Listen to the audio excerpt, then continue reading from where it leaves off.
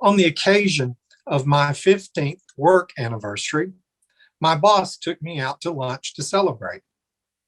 We left the office and headed down the street. I asked where we were going, and he said, "The Palm. You'll like it." My guess is because he liked it, he assumed I would too. He was likely acting on his version of the golden rule: treat others as you would like to be treated. There was just one problem. He'd already asked me where I wanted to go, and I told him the Woodway Grill. In my mind, the Palm was a stodgy old restaurant, while the Woodway Grill was newer and had a fresher take on foods. I didn't complain, but I've never forgotten that event, even after over 25 years. In my opinion, the golden rule, as many of us has been taught, is rather selfish. Treat others as we'd like to be treated. A less selfish approach might be to treat others as they'd like to be treated. Unfortunately, that version is much more difficult because it requires that you pay attention to the other person and their particular wants and needs. We tend to make life easy for ourselves by focusing on what we like and what works for each of us individually. And the traditional wording of the Golden Rule does just that. But life is actually more complicated. And if we truly care about others, we have to think in terms of their needs before we act. Life takes effort, and there's no way around that fact, especially when you consciously choose to live your life in partnership and in community with the world around you. My boss made an assumption, even after he'd asked me what I wanted. Assumptions, particularly wrong assumptions, often get us in trouble. One of the most read spirituality books of the last 20 years has been The Four Agreements by Don Miguel Ruiz. He shares what he calls Toltec wisdom. The third of his four agreements is to not make assumptions. He says, we have a tendency to make assumptions about everything. The problem with making assumptions is that we believe they are the truth. We could swear they are real. We make assumptions about what others are doing or thinking, and we take it personally when something goes wrong. That's why whenever we make assumptions, we're asking for problems. We make an assumption, we misunderstand, we take it personally, and we end up creating a whole big drama for nothing. We make the assumption that everyone sees life the way we do. We assume that others think that others think the way we think, feel the way we feel, and judge the way we judge. If we would just ask questions, we won't have to make assumptions. It's always better to ask and be clear.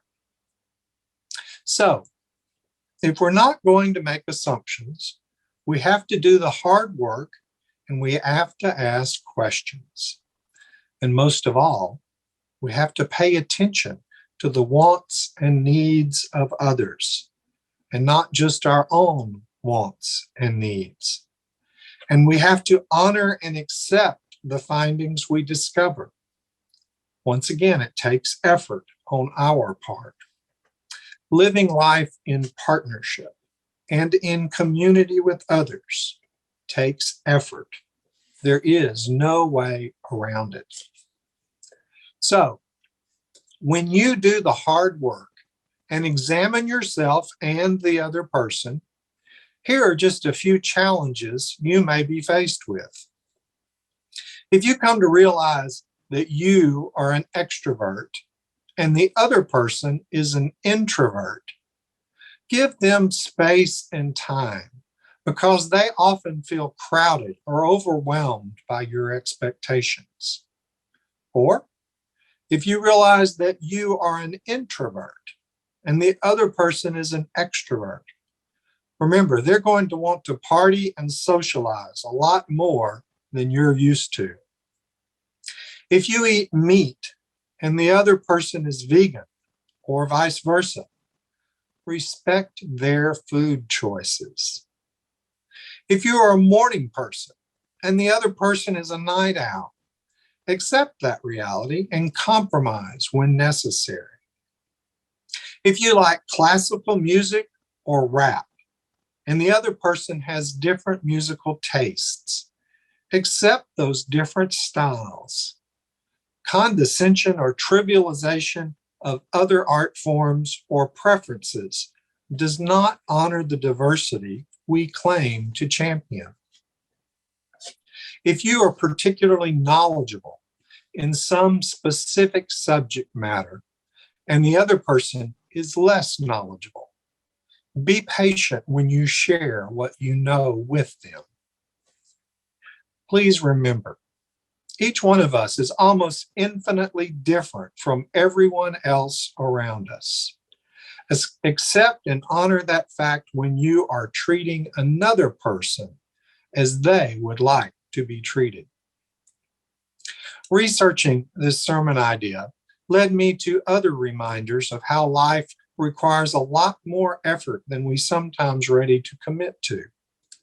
So, in our reading this morning, we shared with you other versions of the Golden Rule from different faiths. I took that from the book Oneness, Great Principles Shared by All Religions, and it was compiled by Jeffrey Moses. His book shares over 60 great principles, and the Golden Rule is the first in his collection. This might signify its importance in his overall collection. The book of Matthew has Jesus share his version of the Golden Rule in Matthew chapter 7, verse 12, which is rather early in the book of Matthew. Although Matthew comes first in the New Testament, it was actually written several years after the book of Mark, which historians almost universally agree is the older text and which comes second in the New Testament. For the author of Mark, his version of the Golden Rule doesn't show up till near the end of Mark, during the final week of Jesus's life, when he shared not only the Golden Rule, but also some of Jesus's most challenging teachings. All of those teachings require a great deal of effort on the part of his disciples and his followers. In my opinion, later books of the New Testament represent later theologies, often watered down from Jesus's original teachings, and they introduced doctrines which required no effort whatsoever, only belief in said doctrines. But for today, in this particular sermon, I'll simply focus on the book of Mark, the oldest of the Gospels, and possibly the most reliable, and its author, who didn't make things easy for any of us. I'll briefly share 4 of the most difficult and effort-laden teachings from the last week of Jesus' life, and I'll begin with Mark chapter 11, verse 15. Here Jesus went into the temple and began chasing the vendors and shoppers out of the temple area, and he turned the bankers' tables upside down. I don't know about you, but the very clear message I took away from this passage is that we're to take on even our most cherished and revered institutions when they've become corrupted. That's never easy, and quite frankly, we could even risk our lives when we do it, and certainly jail. But corruption, even when it's in the temple, is not acceptable. The second teaching comes from Mark chapter 12, verses 12 through 17. Countless dissertations and sermons have been written on these particular verses. I won't rehash them here, But religious leaders at that time were trying to trap Jesus regarding his view on taxes. He deftly avoided their traps and said, "Pay to the emperor what belongs to the emperor, and give to God what belongs to God." The easy way out of these verses is to focus on the taxes. But the hard thing, the almost impossible thing, is to figure out what belongs to God. Or in other words, to do the right thing in the terms of for God or for the world, whatever that might be. Every single day, challenges come up that pit us against some man-made thing. Then comes the difficult task of deciding what's ethical or what's right. When that happens, it's up to each of us individually to do what's right, and it's seldom easy. The third teaching is one most Christians gloss right over and ignore, because to dwell on this particular teaching calls into question one of the most cherished beliefs related to the Easter tradition. Mark chapter 12, verses 18 through 27, is a discussion with Jesus regarding resurrection. Jesus concludes the verses by talking about the power of God, and he said, "God is not the God of the dead, only of the living." You're constantly missing the point. Let me say that again because you need to hear it. God is not the God of the dead. He is only the God of the living. Historians Marcus Borg and John Crossan, in their book, The Last Week, say the following about this particular passage. To think that Jesus's message and passion were about what happens to the dead, and to ask questions about the fate of the dead is to miss the point. For Jesus, the kingdom of God is not about the dead, but about the living. Not about life after death, but about life in this world. Once again, it's about life in this world. It's about here and now and how we live this life. And that's never easy. The fourth and last teaching takes us back to where we started, but it's Mark's very different version of the golden rule he attributed to Jesus. In Mark chapter 12, verses 28 through 31, scholars of Jesus's day asked him, what was the most important commandment? Some current day scholars say Jesus's reply is a version of the golden rule, while Jeffrey Moses in his book, Oneness, lists it as a completely different principle. His second principle, love thy neighbor. Mark has Jesus answered the scholars by saying, the first is, hear, Israel, the Lord your God is one Lord, and you are to love the Lord your God with all your heart and all your soul and with all your energy. The second is this, you are to love your neighbor as yourself.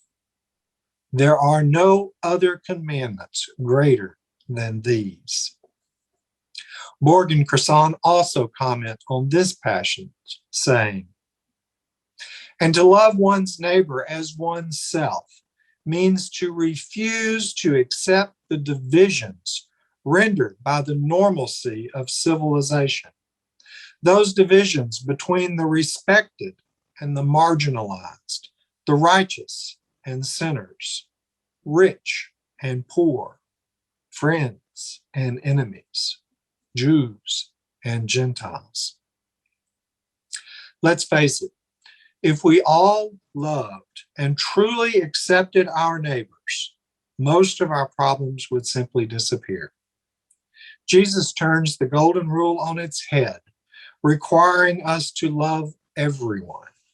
That's not easy. In fact, it's very difficult. His final teachings during that last week of his life weren't easy. They were, in fact, very controversial. And possibly because they were so controversial, the authorities in his day ended his life. The things that undeniably lived on after Jesus' death were his teachings. Symbolically, Jesus lives on as well.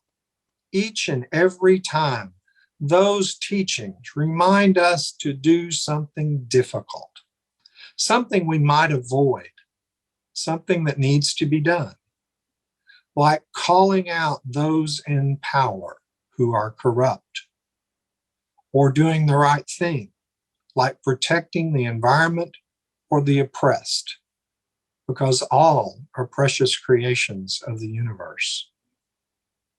And remember, this is the only life we have been given, and we must work hard to make the most of it.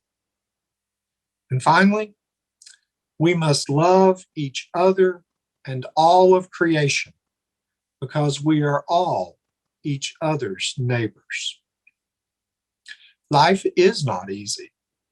It never has been and never will be.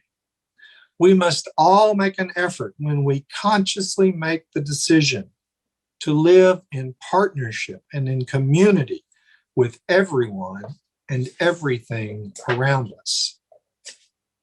Today, right now, please remember that real growth takes effort, and life is meant to be lived fully, and most of all, with love for one another. Amen and namaste.